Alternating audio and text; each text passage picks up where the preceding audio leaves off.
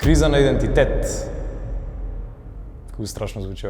Општо зборот криза колку е страшен.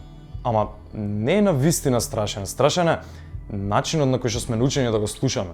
Прво, јазикот не е многу драматичен. Во секојдневието криза се користи за финансиски пад, за здравствени проблеми, за распад на нешто што ти е важно. И сега мозокот прави асоцијација. Криза, опасност, губење контрола. И тука се дешаваат срања. Второ, твојот нервен систем не ќе да чуе за неизвестност. Кога чуе криза, телото тоа го толкува као нешто не е стабилно, пази се. А за телото, нестабилност е кајнда закана. Трето, културата не учи да распаѓаме, да уништуваме. Не учи да бидеме конзистентни, да знаеме што сакаме, да имаме јасен идентитет. А криза значи не знам кој сум моментално.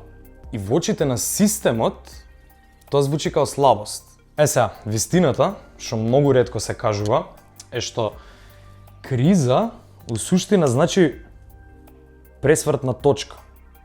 На старогрчки зборот кризис значи момент на одлука, момент на насочување, момент на пресуда. Значи не катастрофа.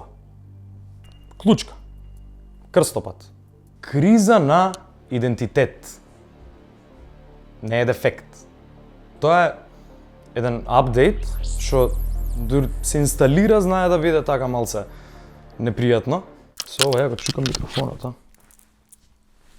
Во психологијата, криза на идентитет значи период кога не си сигурен кој си, што вреднуваш, кај одиш, ама не пошто си изгубен за секогаш, него пошто старата верзија не избира веќе. Сега дали мора да е непријатно тоа чувство? Не. Ама најчесто е. Зошто? Пошто умот сака стабилност. А идентитетска криза е кога старите приказни за тебе почнуваат да пукаат, као не соодветствуваат веќе во тоа тело. Не соодветствуваат веќе на тој идентитет. Улогите што до сега си ги играл не ти стојат више, а новите улоги уште не се формирани. Тоа е кога да си меѓу два света. Као не си веќе тој, ама не си ни новиот уште, ако има смисла. И тука доаѓаат чувства на збунетост, празнина, анксиозност или не знам некоја чудна возбуда, неидентификувана.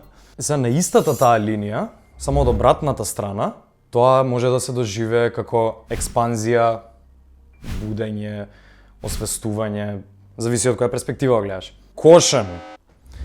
Growth is beautiful може да те излаже ако си во све е магично, све е лесно, све е флоуи, постои шанса да не растеш уствари, туку да избегнуваш.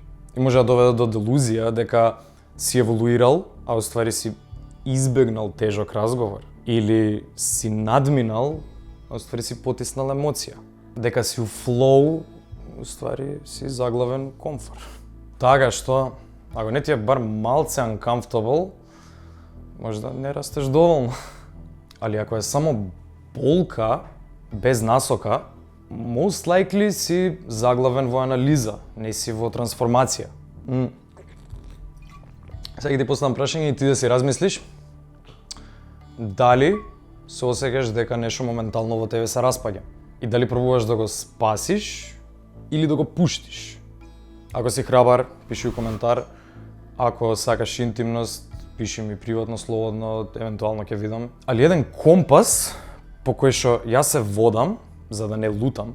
Ако чувствуваш отпор, таму има раст. Ако чувствуваш празнина, тоа е отворен простор за нов идентитет да се всели. Ако чувствуваш страв, тука е границата што треба да ја преминеш. Меѓутоа, криза на идентитет не е пропаст, не е катастрофа. Тоа е криза на одново раѓање. А раѓањето не е баш удобно, ама создава живот.